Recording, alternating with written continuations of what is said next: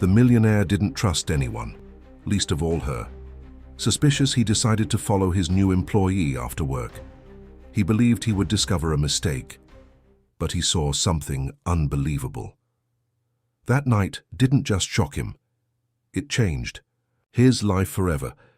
If this story interests you, don't forget to subscribe to our channel and tell us from which city you are watching us. We continue. The clock on the wall of the imposing room read exactly 7:30 when Raphael Muller walked through the mirrored doors of his office. As always, his impeccably tailored Italian suit and authoritative posture caused an instant silence on the 30th floor of the building that housed the headquarters of Muller Enterprises. No detail escaped his sharp gaze, trained by years of negotiations and conquests in the corporate world. At 45, Raphael had built an empire from scratch. His success story was repeated in motivational speeches and business magazines, although he himself avoided talking about his past. The present was his domain: numbers, statistics, projections, and above all, control. Every minute of his day was meticulously planned by his efficient assistant Sophia, who was waiting for him with the day's agenda in hand. "Good morning, Mr. Muller. Today we have the board meeting at 9 a.m., lunch with investors at 12:30 p.m., and in the afternoon, the interviews for the 2 positions in the finance department," Sophia recited, following him as he walked towards his solid mahogany desk. Raphael simply nodded, his gaze already fixed on the spreadsheets that awaited him. Numbers were his preferred language, objective, precise, without the complexities of human emotions. That was how he had risen to the top, transforming the small consulting firm he had inherited from his father into a conglomerate valued in the billions. The day unfolded like a well-rehearsed symphony. At the board meeting, his presence was enough to ensure that all proposals were approved without question. At the lunch with investors, his ability to articulate guaranteed another round of million-dollar investments. But it was during the afternoon interviews that something unexpected happened. The first candidate, Melissa Thibault, was the archetype of the modern executive, an MBA from a prestigious university, experience in multinational companies, a fluent speaker, and a resume that read like a catalogue of achievements. Her high heels echoed confidently across the marble floor, and her studied smile demonstrated the certainty of someone who knew exactly where she wanted to go. "I plan to take over a directorship within 3 years at the most," she declared during the interview, with a confidence that bordered on arrogance. Raphael recognized in her the same ambitious glow that he saw in his own reflection every morning. The second candidate, however, was different. Helena Sorel entered the room with silent steps, almost as if apologizing for taking up space. Her understated blazer, clearly purchased from a department store, stood out against the luxurious surroundings. But there was something in her eyes, a quiet determination, a dignity that needed no words to make itself felt. "Why should we hire her?" Raphael asked, his voice sharp as ever. "Because I will do the job," Helena replied, without frills or grandiose promises. "I have experience, technical knowledge, and a commitment to results." That simplicity disconcerted Raphael. It was as if, for the first time in years, someone wasn't trying to impress him. The direct, unvarnished answer gave him a strange feeling, as if a small crack had formed in his armor of certainties. At the end of the day, against all expectations, Raphael authorized the hiring of both of them. Melissa, for her obvious technical ability and ambition that matched the company's profile. Helena, for a reason he still couldn't name. Maybe it was just curiosity. Maybe it was something deeper, a reminiscence of something he had left behind long ago. As he watched the illuminated city through the windows of his office, Raphael felt that familiar restlessness that accompanied him in the quiet hours. His entire empire, built with mathematical precision, suddenly seemed insufficient to fill a void he could not even explain. That night, for the first time in years, he wondered if there was something beyond the numbers that governed his life. The following weeks brought a new dynamic to the 30th floor. Melissa Thibault quickly rose to prominence, attending all the important meetings, presenting innovative ideas, and building an enviable network of contacts. Her presence was impossible to ignore. She made a point of it. Helena Sorrel, on the other hand, seemed to move like a shadow through the hallways, carrying out her tasks with a quiet efficiency that few noticed. Raphael, however, began to notice curious patterns. While Melissa always arrived early and left, later than everyone else, making sure her dedication was noticed, Helena maintained a rigorously punctual routine. She arrived at 8 a.m. and left at 5 p.m., not a minute more or a minute less. During work hours, her desk was always organized, her reports were impeccable, and her discretion was almost disturbing. On one particularly hectic afternoon, when an error in the financial spreadsheets threatened to delay a crucial presentation, it was Helena who quietly identified and corrected the problem, while Melissa led an emergency meeting to discuss solutions. The contrast between their two approaches was not lost on Raphael. "Why didn't you attend the meeting?" he asked, when he found Helena alone in the pantry. "The problem needed to be solved, not discussed," she replied with the same disconcerting simplicity she had had on the day of the interview. "And now, if you'll excuse me, I have to go. My shift is almost over." Raphael was intrigued by her inflexibility with her schedule. In his worldview, commitment meant total availability. But there was something about Helena's determination to maintain her limits that fascinated him. It was as if she had an inner compass that pointed to something beyond the mirrored walls of that building. One night, while reviewing reports, Raphael came across a financial analysis done by Helena. The technical precision was expected, but there was something more: handwritten notes in the margins, observations about the social impacts of certain decisions, considerations that went beyond the cold numbers. It was work that revealed not just competence, but a deep understanding of the real consequences of each corporate decision. Melissa, upon noticing her boss's interest in her colleagues' work, stepped up her own displays of dedication.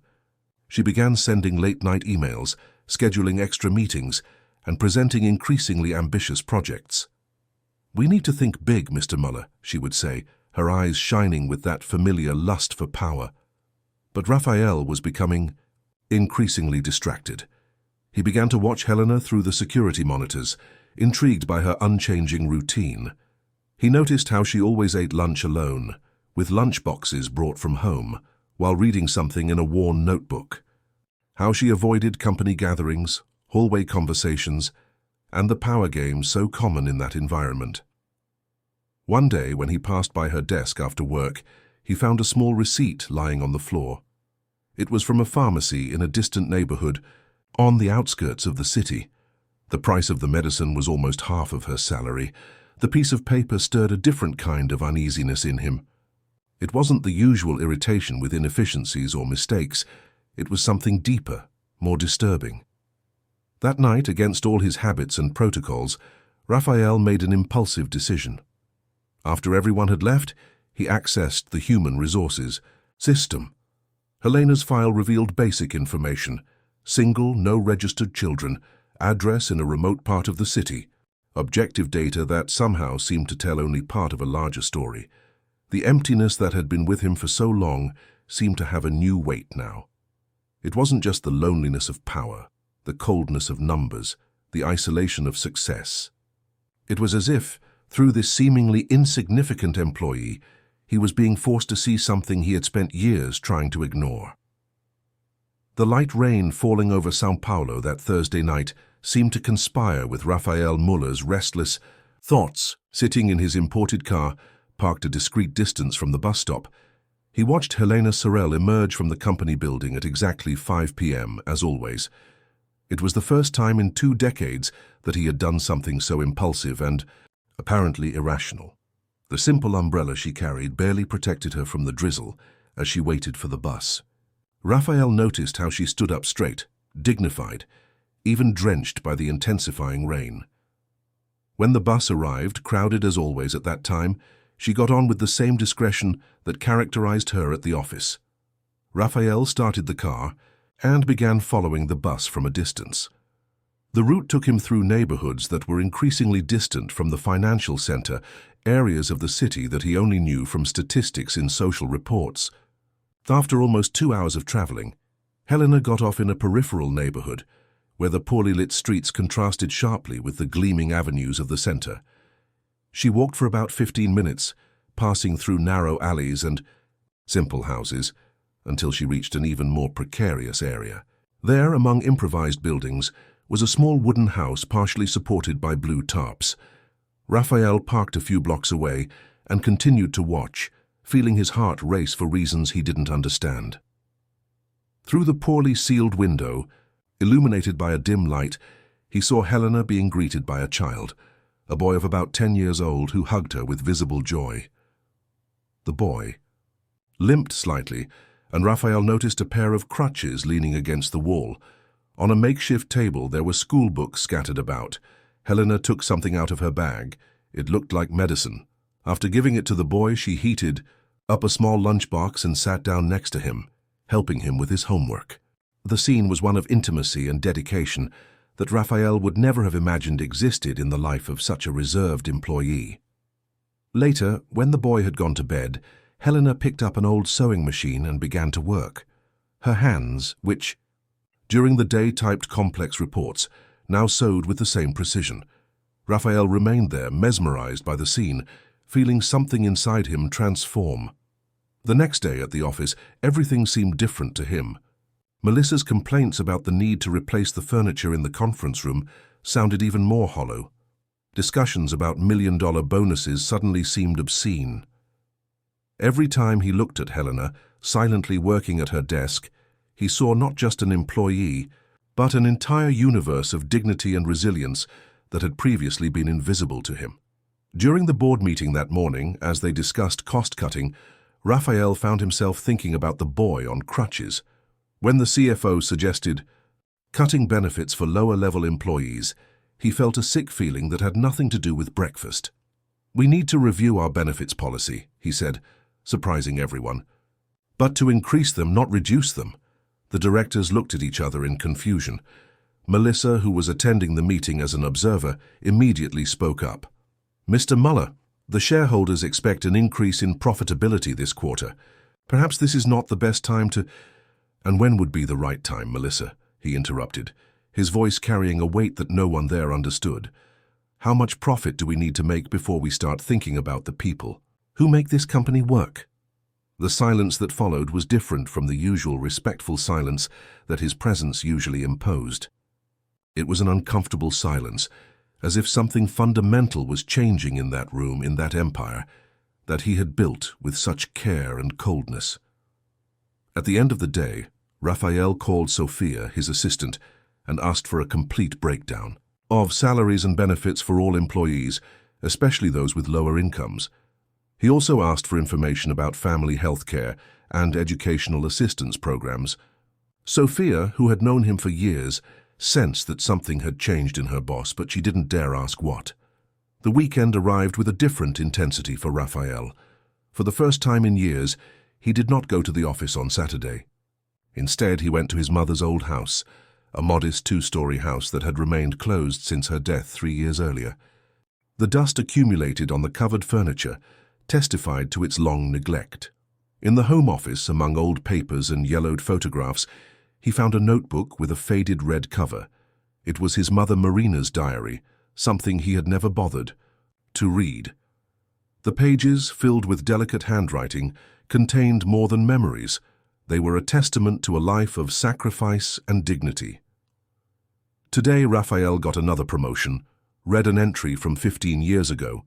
"My son is increasingly distant. His clothes are elegant, his car is imported, but his eyes seem empty.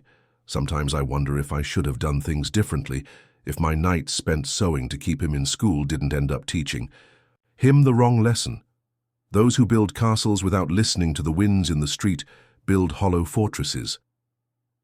The sentence hit him like a punch. He remembered his mother, always with her hands calloused from the sewing machine, working tirelessly to raise him alone after his father left. How he, as a boy, swore that one day he would give her the life of a queen. How years later, when she could finally provide him with all the comfort he had dreamed of, she refused, preferring to remain in her simple home with her modest habits. Entrée. Another page, He found a newspaper clipping about his first major business acquisition. In the margin, his mother had written, "My son bought another company today. They say he is brilliant at business. But when was the last time I saw him smile?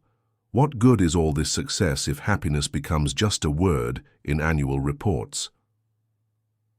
The office on Monday, Raphael arrived earlier than usual. He watched his employees arrive one by one, as if he were seeing them for the first time. He noticed the tired smiles, the poorly concealed dark circles under their eyes, and the modest clothing of most of them. He saw Helena arrive promptly, at 8 a.m., with her usual silent dignity.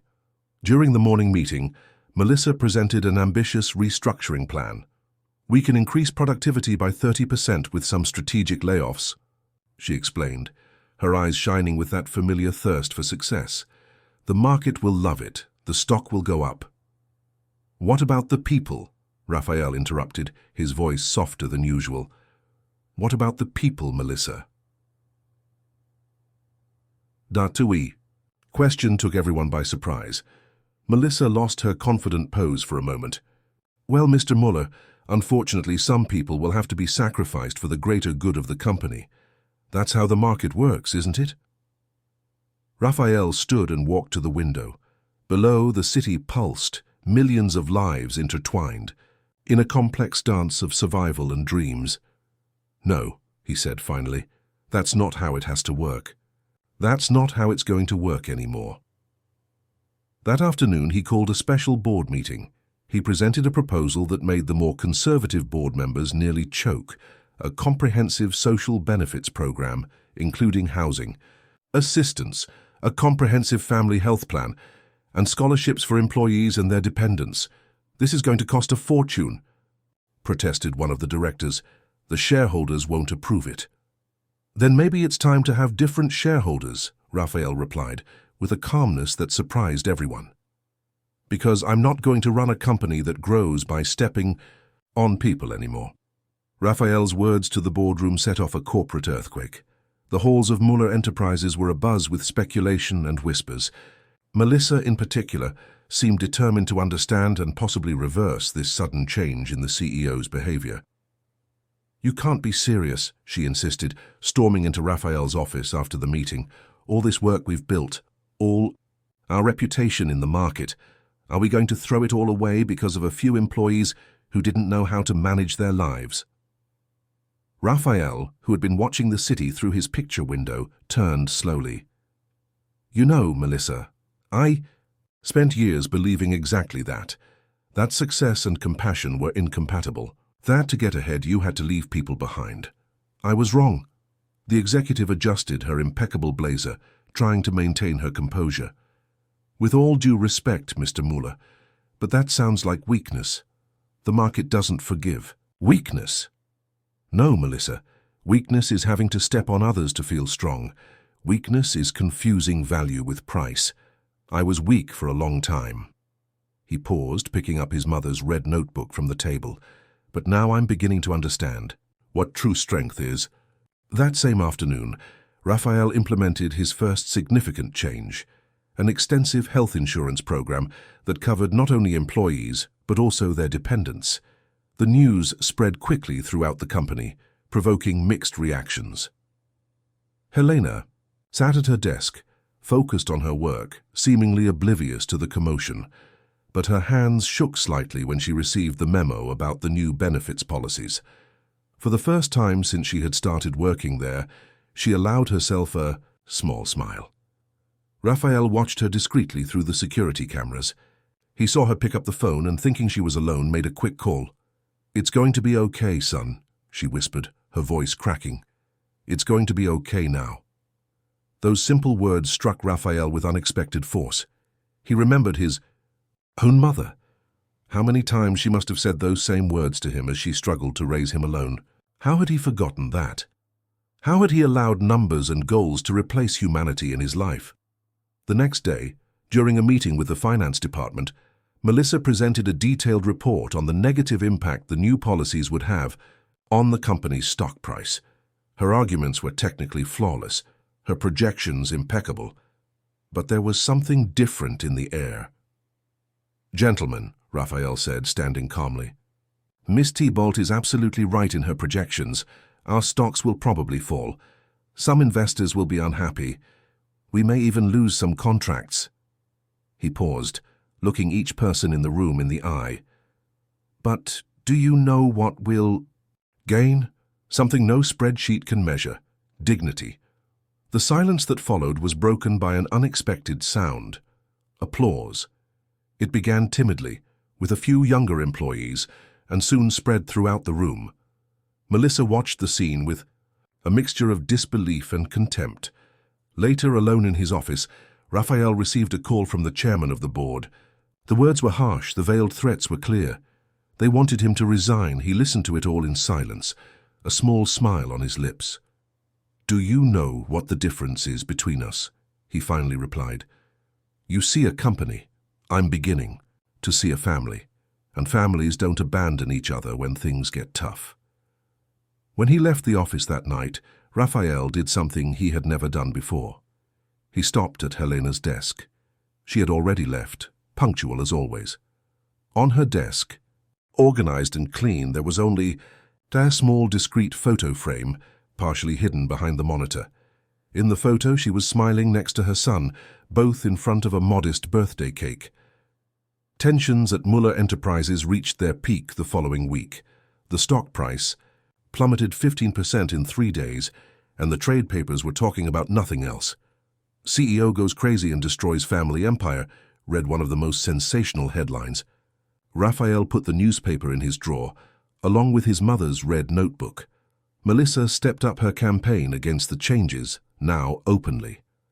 At every meeting, in every presentation, she made a point of highlighting the financial losses, the shareholders' discontent, the irresponsibility of the new policies.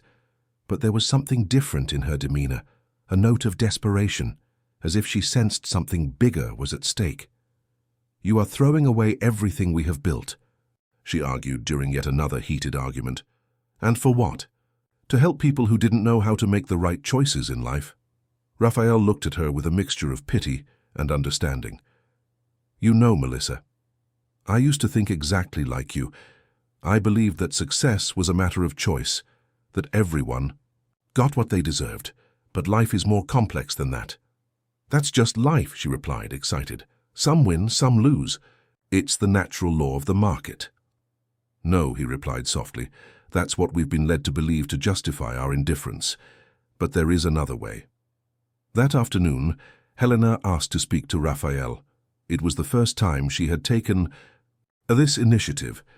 She entered his office with the same discretion as always, but there was something different in her posture. "Mr. Muller," she began, her voice steady despite her visible nervousness, "I came to thank you. The health insurance. My son—" She paused, taking a deep breath. "He has a congenital condition. The treatments are expensive, and I—" "Why did you never say anything?" Raphael asked gently. "I didn't want to seem like I was asking for favors. I've always believed that my work should speak for itself." Raphael felt a lump in his throat. "Your work speaks volumes, Helena, but sometimes we need to learn to listen to what is not said." At that moment, Sophia hurried into the room. "Mr. Muller, sorry to interrupt, but Miss T-Bolt is spreading some complicated rumors." Helena stood up immediately, but Raphael gestured for her to stay. "What kind of rumors, Sophia?" "She's insinuating that, well, that you're having an affair with Helena, which is why you're changing company policies." The silence that followed was heavy. Helena paled, her hands trembling slightly. Raphael, however, remained calm. "Sophia, please call a general meeting. All staff right now in the main auditorium."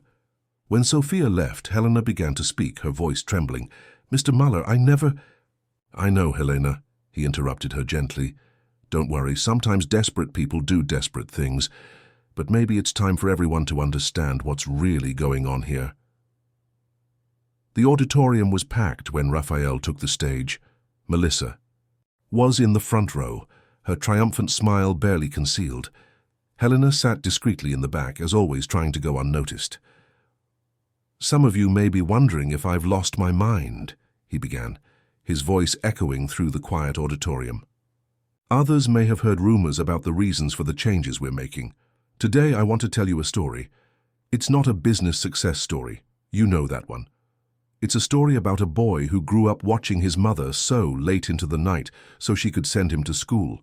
A boy who promised himself that one day he would change that reality, but in the process of fulfilling that promise, he forgot what really mattered. The silence in the auditorium was absolute as Raphael continued his story. His voice, normally authoritative, now carried a softness that no one there had heard before. My mother used to say that those who build castles without listening to the winds in the street build hollow fortresses, he continued, his eyes scanning the room. I spent years building this empire, believing that success was measured only in numbers. But do you know what I discovered? That true success is not in the financial reports. It is in the eyes of a mother who can finally give her son the treatment he needs. It is in the dignity of those who work without having to choose between food and medicine. Melissa shifted uncomfortably in her chair.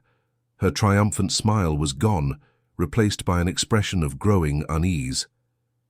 Some of you may have heard rumors about my motives. Raphael shot Melissa a meaningful look. So let me clarify. Yes, an employee at this company inspired me to make these changes, not for any romantic or inappropriate reason, but because she reminded me of something I had forgotten. She reminded me of my mother. A murmur ran through the auditorium.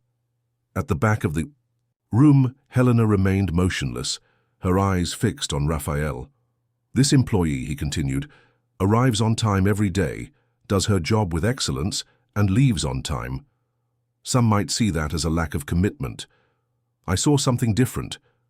I saw someone who understands that professional success cannot come at the cost of our humanity.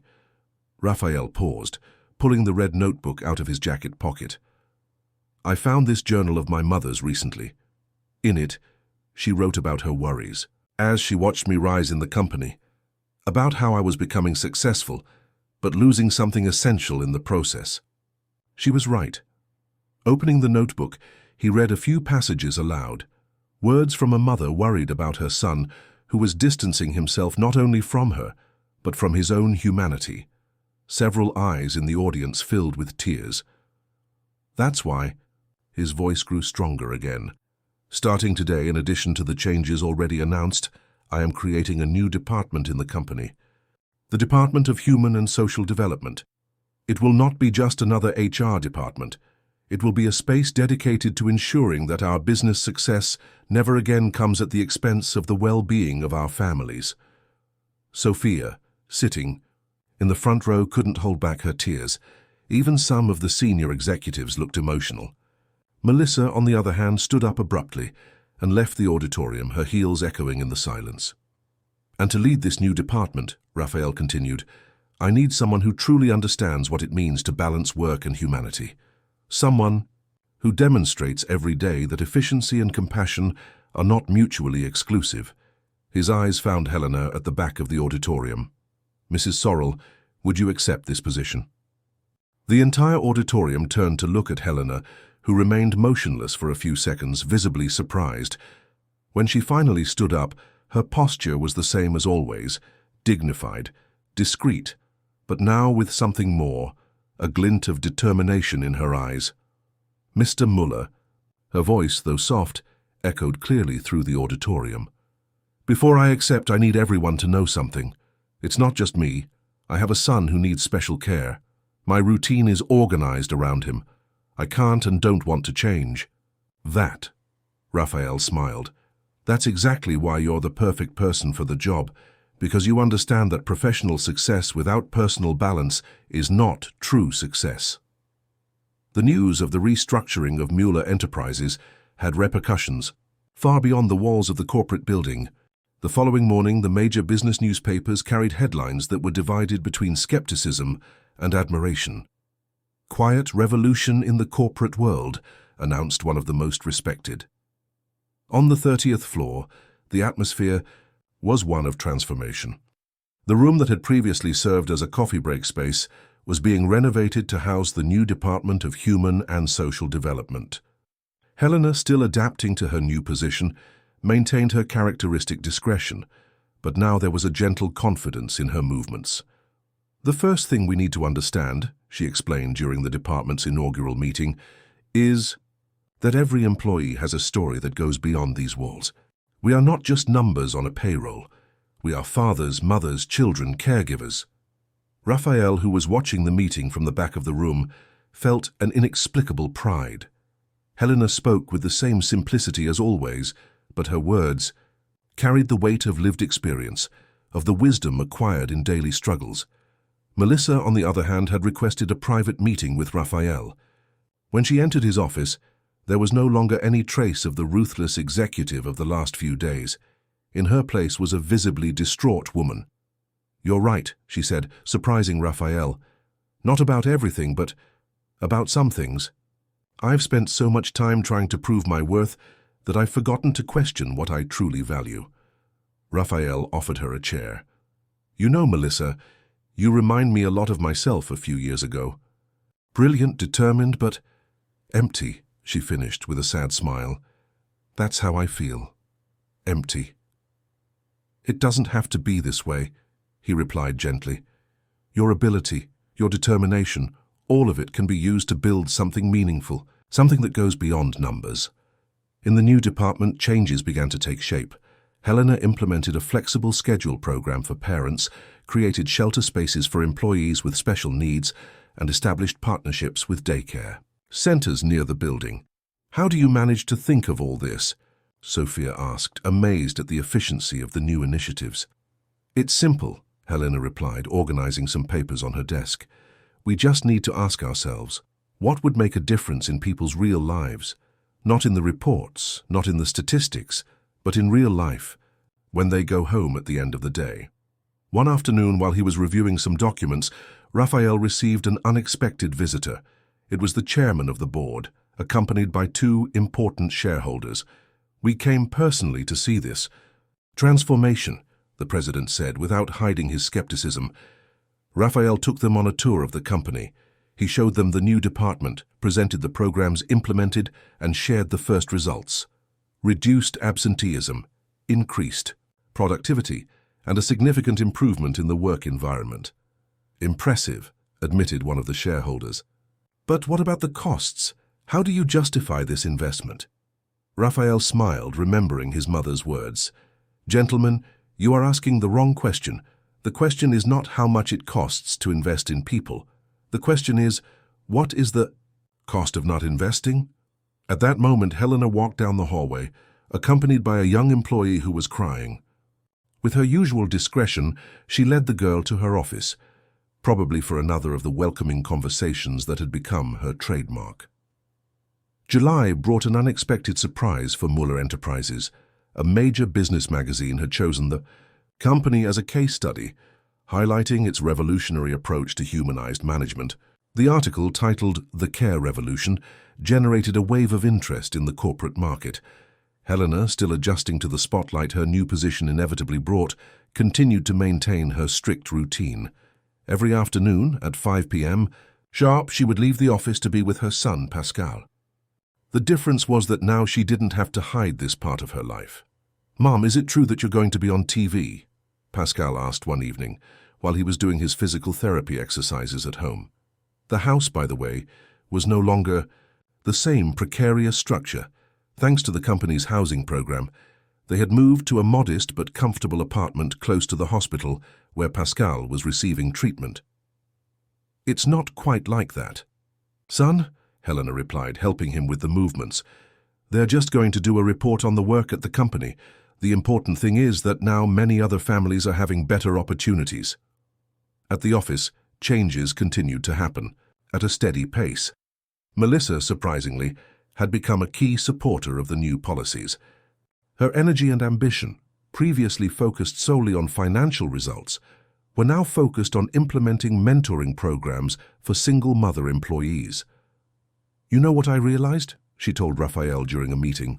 "That maybe the real power is not in climbing alone, but in helping others climb with you." Raphael smiled, recognizing in Melissa the same transformation he himself had undergone. "It's a lesson that some of us take longer to learn," he replied, But once we learn it, there's no going back. One afternoon, while he was reviewing some reports in his office, Raphael received an unexpected visitor. It was Pascal, Helena's son, accompanied by a nurse from the company's medical support program. The boy, leaning on his crutches, was carrying a drawing. "Mr. Raphael," he said with the frankness typical of children, "I made this drawing for you. It's of my new house, of my mother, and look." He pointed to a figure in the corner of the paper. "This is you, taking care of everyone." Raphael took the drawing with trembling hands. The simplicity of the childlike linework carried a truth that no financial report could ever express. In the drawing, several people were smiling under a large sun, and a figure in a suit seemed to embrace them all. "You know, Pascal," Raphael said, his voice breaking, "sometimes we need someone to teach us what's really important. Your mother taught me that." Later that day, Raphael did something he had been planning for weeks.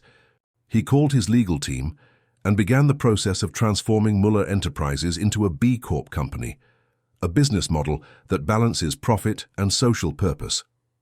"Some will say we're crazy," he told Helena, who was attending the meeting, "that we're throwing away years of building shareholder value."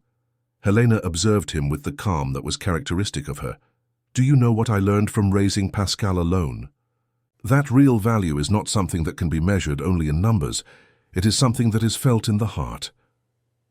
In the conference room, PowerPoint was showing projections and graphs, but Raphael couldn't take his eyes off Pascal's drawing, which he had framed on his desk. There was the true metric of success that he had been searching for all his life without knowing it. Winter arrived with news that shook the financial markets. Muller Enterprises had officially become a B Corp, the first company of its size in the country to make this transition. The headlines were divided between praise and criticism, but one thing was undeniable: something fundamental was changing in the corporate world. At the company, the new management model was beginning to show surprising results. Employee satisfaction had soared, turnover had fallen dramatically, and, contrary to all pessimistic predictions, productivity had increased. Most importantly, stories of transformation were beginning to emerge from all sides. Maria, from accounting, was finally able to finish college thanks to the scholarship program. João, from the warehouse, no longer had to work overtime to pay for his elderly father's treatment. Anna, from reception, had managed to get out of rent through the housing program. Each story was a living testament to the fact that humanity and business success could indeed go hand in hand. Helena, in her new position, had become a beacon of light for many employees. Her office was always open, and her ability to listen without judgment had become one of the most valued characteristics of the new corporate culture. "How do you manage to accommodate everyone and still maintain your routine with Pascal?" Melissa asked one day, genuinely curious. "It's a question of priorities," Helena replied, organizing her desk to leave on time. "When we understand that every minute matters, we learn to use our time better. It's not quantity, it's quality." Raphael, observing these transformations, felt a peace he had never experienced in all his years of corporate success. One afternoon, he received an unexpected email. It was from a large international business group interested in learning about Muller Enterprises' management model. "They want to come and visit," he told Helena during a meeting. "They say our case is generating global interest." "And how do you feel about that?" she asked, with her usual perceptiveness. Raphael smiled, taking out the red notebook he now always carried with him. "You know, my mother always said that true change begins in a person's heart and spreads like waves. Maybe that's what we're seeing happen." The visit was scheduled for the following week. The group of international executives arrived in their impeccable suits, notepads in hand, ready to understand the secret of Muller Enterprises' success. Raphael received them not in the meeting room, but in the new common area created on the ground floor of the building. There, employees of all levels shared coffee, conversations, and smiles. In one corner, a small library had been set up with books donated by the employees themselves. "Our secret," Raphael told the visitors, "there is no secret. There is only the understanding that a company is not made of numbers, but of people. And when we take care of people, the numbers naturally fall into place. At that moment, as if to illustrate his words, Pascal entered the common area, now using only a cane. The progress in his treatment was visible. He was accompanied by other children of employees. The space had become a meeting point after school, with educational activities and pedagogical support. The visit by international executives had a greater impact than anyone could have imagined. In less than a week, the story of Muller Enterprises had spread throughout the corporate world, generating intense debate about the role of business in society.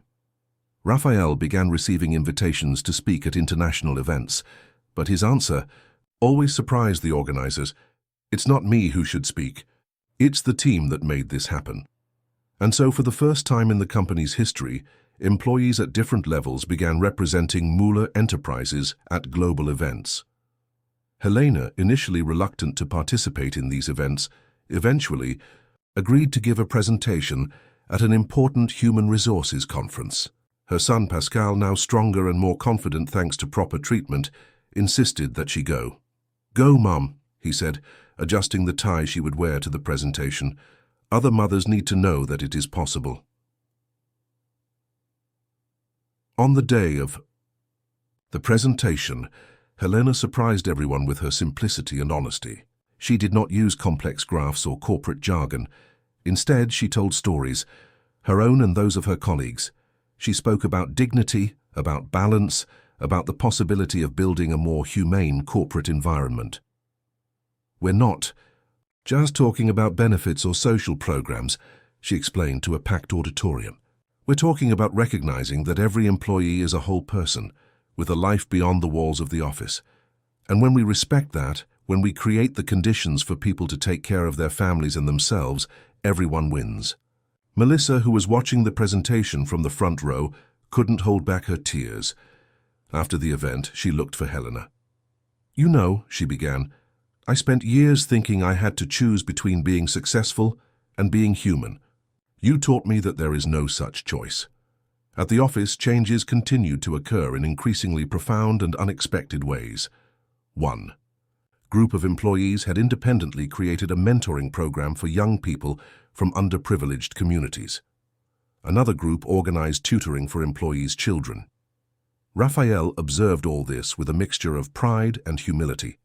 One afternoon, as he walked through the common area, he found Pascal reading to a group of children of other employees who, like him, found a place to stay after school. "What are you reading, Pascal?" Raphael asked, sitting down next to the group. "It's a story about a man who had everything but was empty inside," Pascal replied, showing the book, until he learned that the real treasure was in people. Raphael felt his heart sink. The story Pascal was reading seemed to echo his own journey of transformation.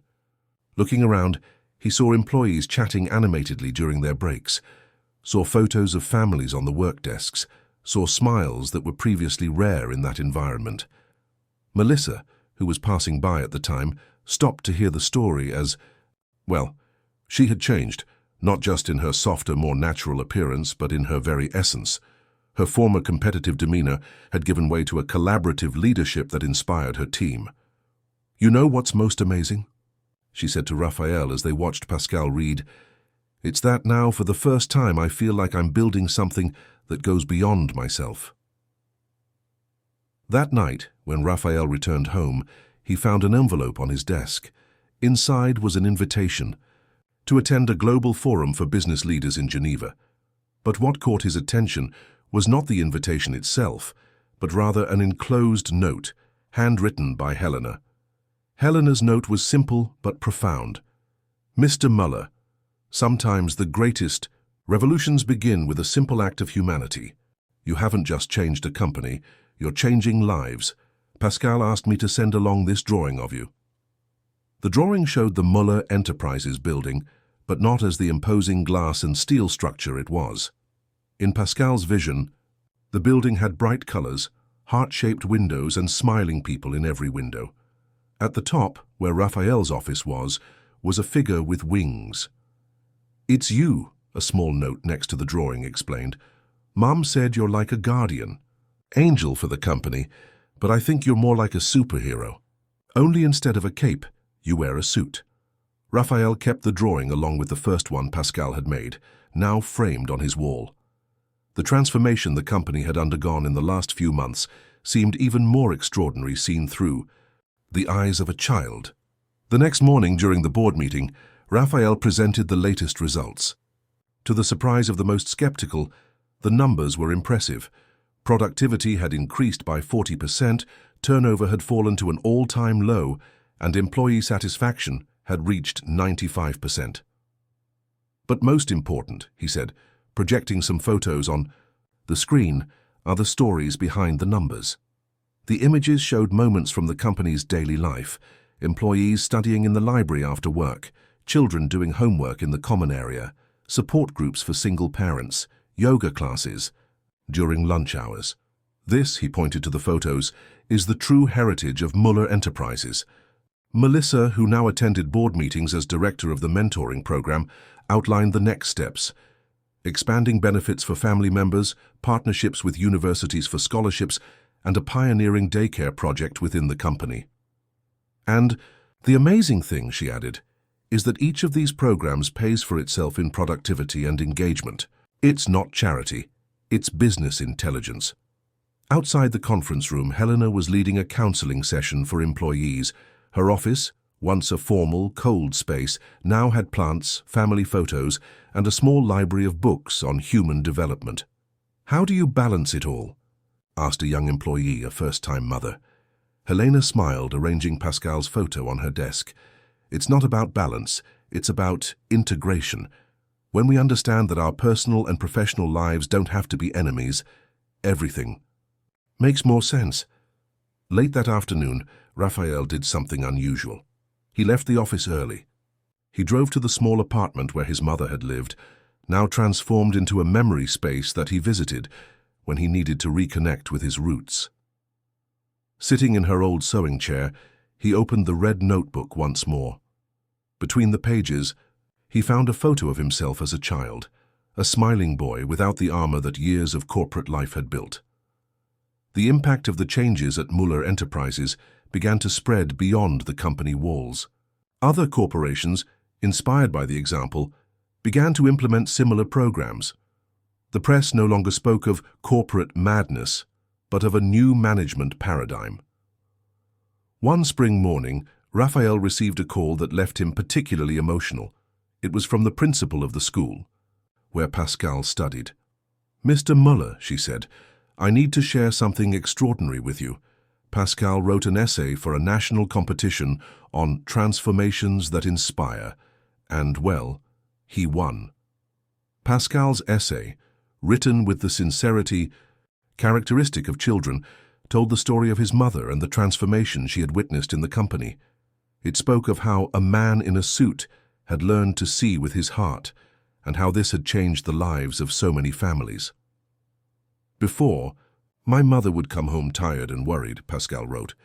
"Now she smiles more, and it's not just her. At Uncle Raphael's company, everyone smiles more. It's as if he had discovered a machine to make people happy, except the machine isn't a real machine, it's the way he treats people."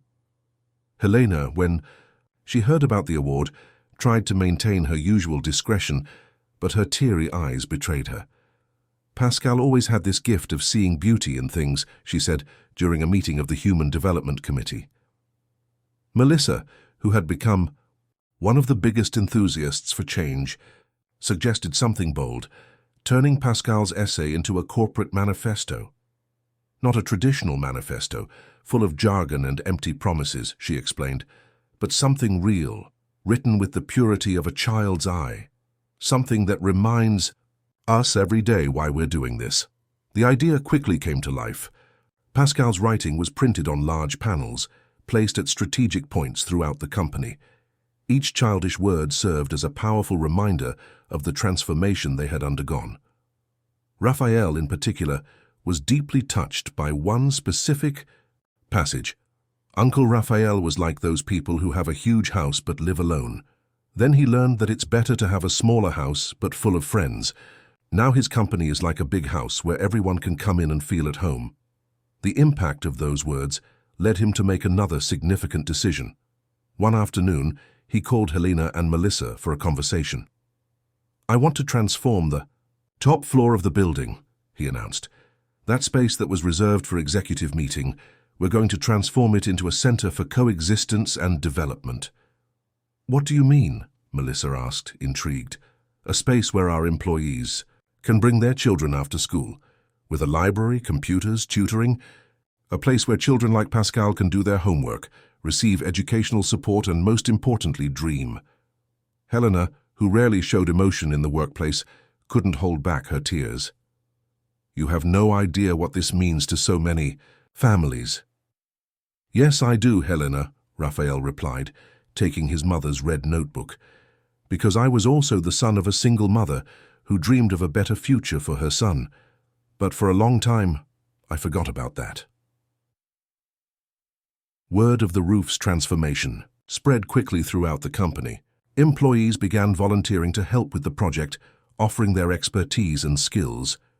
An architect from the finance department volunteered to design the project. An IT engineer proposed creating a digital learning monitoring system.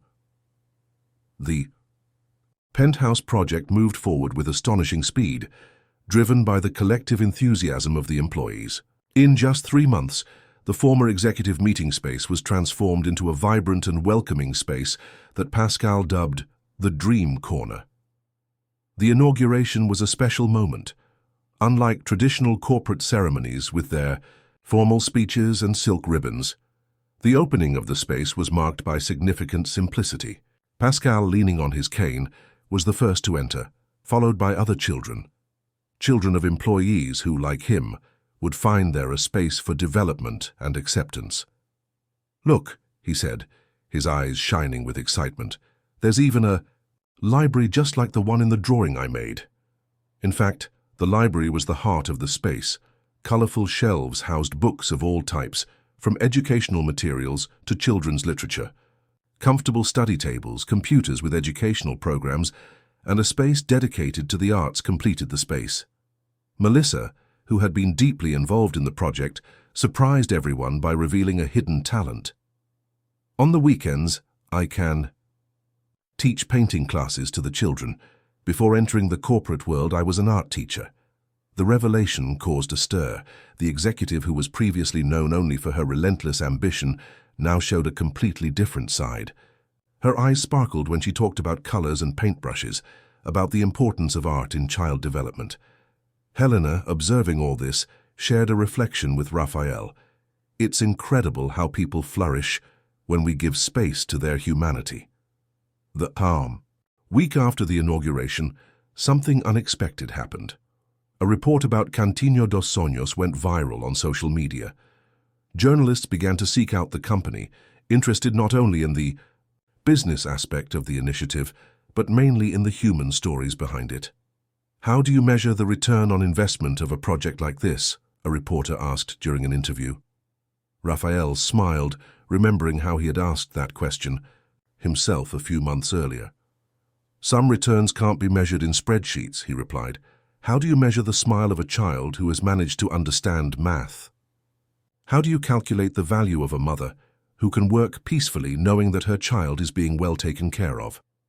The impact of the project began to manifest itself in unexpected ways. Employees reported greater focus on their work, knowing that their children were safe and receiving educational support. The office environment became even lighter, with the occasional sound of children's laughter echoing through the hallways. One afternoon, Raphael found Pascal engrossed in a science book in the library. Beside him, 3 other boys were studying together, helping each other with the exercises. "What are you learning, Pascal?" Raphael asked, sitting down next to the boy. "About transformations," Pascal replied without taking his eyes off the book. "How caterpillars become butterflies. Did you know that they need to spend some time in the cocoon? It's like your company. It also spent some time in the cocoon before becoming a butterfly." Pascal's butterfly metaphor provoked deep reflection in Raphael. One Monday morning, he gathered his leadership team to present a new idea: the chrysalis program. "If our company has undergone a transformation like a butterfly," he explained, "why shouldn't we help others do the same? The program would be a pioneering initiative. Muller Enterprises would commit to guiding other companies interested in implementing more humanized management models. It would not be a traditional consultancy, but a transformation process based on the real experience they had lived. Helena, with her quiet wisdom, suggested an additional element. What if we included our employees as mentors? After all, they have lived this transformation firsthand. The idea was met with enthusiasm. Melissa, who had become one of the most vocal advocates of the new business philosophy, immediately volunteered to lead the first mentoring group. "Just think," she said, her eyes shining with the same enthusiasm she once reserved only for numbers and goals. How many more businesses could be transformed? How many more families could benefit? The launch of the Chrysalida program coincided with a special moment, the graduation of the first class of tutors from Cantinho dos Sonhos. Pascal, who had become a sort of informal leader among the children, was chosen to give the closing speech. "Before," he said, his clear voice echoing through the packed auditorium, "I thought companies were places where adults sat around all day sad. Now I know they can be places where dreams grow. It's like the story of the caterpillar. It looks like nothing is happening in the cocoon, but in fact everything is happening." Raphael, sitting in the front row next to Helena, felt his eyes well up with tears. The boy had captured, with the simplicity typical of children, the essence of everything they were building. News of the Chrysalis program spread quickly throughout the market. In less than a month, more than 50 companies had signed up to participate. Each of them would be accompanied by a team of mentors from Muller Enterprises, including employees from different hierarchical levels.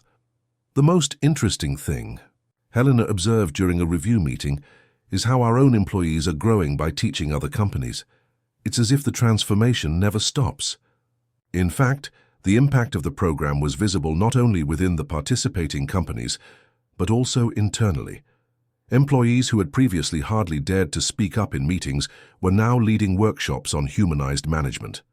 People who had never imagined themselves as leaders discovered within themselves a natural talent for inspiring change. One particularly meaningful afternoon, Raphael found Melissa at the Dream Corner, teaching her first art class to a group of children. She had traded in her traditional suit for a paint-stained apron, and her smile was more genuine than any expression he had seen on her face during his years of corporate ambition. "You know," she said as the children colored, "I spent years of my life chasing numbers, thinking success was a matter of rising graphs. Now I understand that true success is seeing eyes light up, dreams grow, lives change." That night, after everyone had left, Raphael remained in his office, gazing out the window at the city. In his mother's red notebook, he found a note he had never noticed before. "Success without purpose is like a house without a foundation. It may impress, but it will not stand the test of time." The success of the Chrysalis program brought a new dimension to Muller, enterprises transformation. It was no longer just a company that had changed its culture. It was becoming a catalyst for change throughout the corporate environment. One morning, Raphael arrived at the office and found a surprise on his desk, a handmade album carefully put together by the employees. Each page told a story of transformation, with photos, testimonials, and small meaningful objects. "This is so that you never forget how it all began," said the dedication, written by Helena, "and to remind you that true transformations begin in the heart." Leafing through the album, Raphael found stories that even he didn't know. Maria from accounting had managed to open a small community library in her neighborhood, inspired by Cantinho dos Sonhos. João from the warehouse was giving volunteer math lessons on the weekends. Anna from reception had created a support group for single mothers. Melissa, who had become one of the main mentors of the Chrysalida program, contributed a special page. A photo of herself teaching an art class, surrounded by smiling children, with a quote she had found in Raphael's mother's red notebook. "True wealth is not in what we accumulate, but in what we share."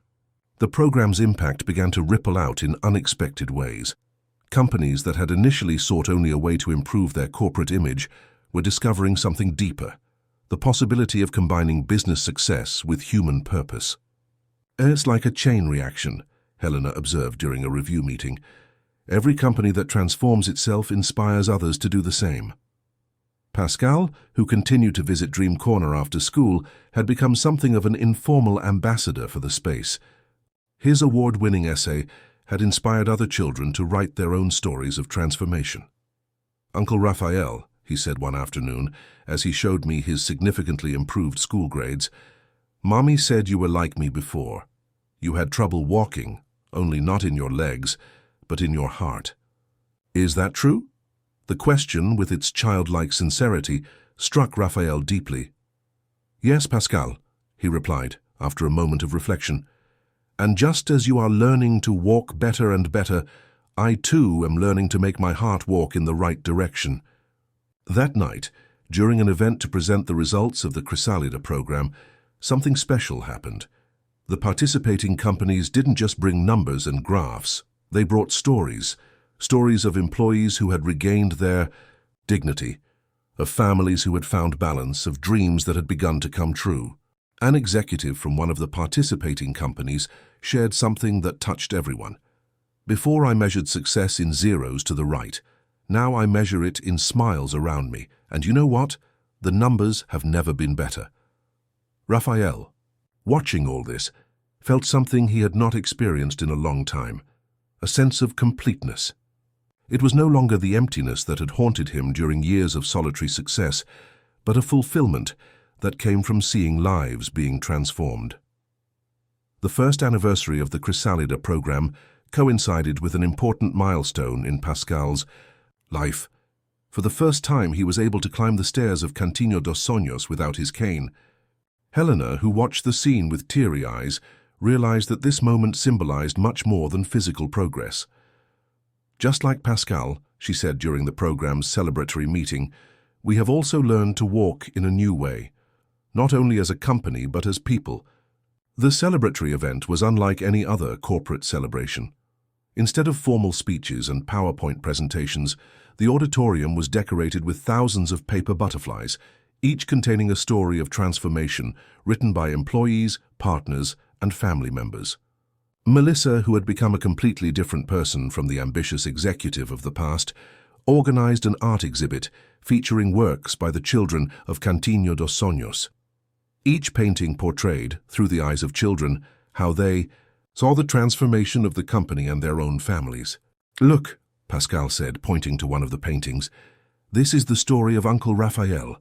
Before he was like this butterfly trapped in a cocoon, all closed and dark. Now he is like this one, flying and full of colors." Raphael, listening to the boy's explanation, felt his heart tighten with emotion. He took out his mother's red notebook, which he always carried with him, and found a page that seemed to speak directly to that moment. "My son built an empire of glass and steel, but I fear he has lost something more precious in the process. The ability to see beauty in simple things, to feel the warmth of smiles, to understand that true wealth is not kept in safes." That night during the celebration, something extraordinary happened. Employees from all the companies participating in the Chrysalida program gathered to share their stories. These were not stories of numbers or goals achieved, but of lives transformed, dreams restored, dignity regained. An employee at one of the partner companies tearfully recounted how she had been able to return to school thanks to the new policies implemented. Another shared how her relationship with her children had improved after the company introduced flexible working hours for parents. Helena, who usually keeps a low profile at public events, surprised everyone when she took the stage with Pascal. Together they told their story, not just as beneficiaries of change, but as catalysts for a larger transformation. "Before," Pascal said, his clear voice echoing through the auditorium, "I thought being strong meant not needing help. Now I know that being strong means knowing how to ask for help and, more importantly, knowing how to help others when they need it." Melissa, who was in the front row, couldn't hold back her tears. She remembered how not so long ago she had seen Helena as an unambitious employee, Pascal as a social problem, and family support policies as a waste of resources. "Sometimes," she commented to Raphael, "we need to lose ourselves completely to truly find ourselves." The most touching moment of the evening came when all the children from Cantinho dos Sonhos took to the stage for a special performance. They had prepared a song composed by themselves about transformation and hope. The lyrics, simple but profound, spoke about how even the biggest building in the world can have a heart. The children's music brought the celebration to a close in a way that no corporate speech could match. As the final chords echoed through the auditorium, Raphael looked around at the faces around him, each part of a larger story of transformation. The next morning, when he arrived at his office, Raphael found something unusual on his desk. A small, real chrysalis inside a glass dome with a note from Pascal, so that you never forget that transformations are possible. Beside the dome was an envelope. Inside was a letter from Helena. Mr. Raphael, when I joined this company, I was carrying not only the burden of bills and worries, but also the fear that my son would never have the opportunities he deserved. Today I write this letter not only as your employee, but as someone who has witnessed a miracle, not just in Pascal's life or in my own, but in the lives of hundreds of families. You taught us that companies can have a heart. More than that, you showed us that when we make room for humanity in the corporate world, we don't lose professionalism. We gain purpose. With gratitude, Helena. Raphael kept the letter along with his mother's red notebook. Then he did something he hadn't done in years. He opened the bottom drawer of his desk, where he kept his old notes from when he took over the company. Among spreadsheets and financial projections yellowed with age, he found his first business plan. Comparing that document to the current reality of Muller Enterprises, Raphael smiled. The numbers that had so obsessed him in the past now told a different story, not just of profits and growth, but of lives transformed, dreams realized, families strengthened. That afternoon, during the last board meeting of the year, Raphael made an announcement that surprised everyone. Muller Enterprises would establish a permanent fund to expand the Cantinho dos Sonhos model to other companies and communities.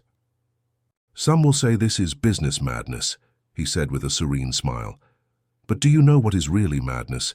To think that we can build lasting success by ignoring the hearts of the people who make our company work. Melissa, now, one of the directors of the Corporate Transformation Program, added, "The numbers prove that we are right. But more than that, the stories prove that we are on the right path." In the Dream Corner, Pascal and the other children celebrated the end of the school year. Between laughter and hugs, they planned their dreams for the following year. On the wall, a new mural showed drawings of butterflies of all colors and sizes, each one representing a story of transformation. Raphael, watching the scene, remembered his mother's words in the red notebook. Those who build castles without listening to the winds in the street build hollow fortresses. Now he understood. His company was no longer a fortress. It was a garden where butterflies could fly freely.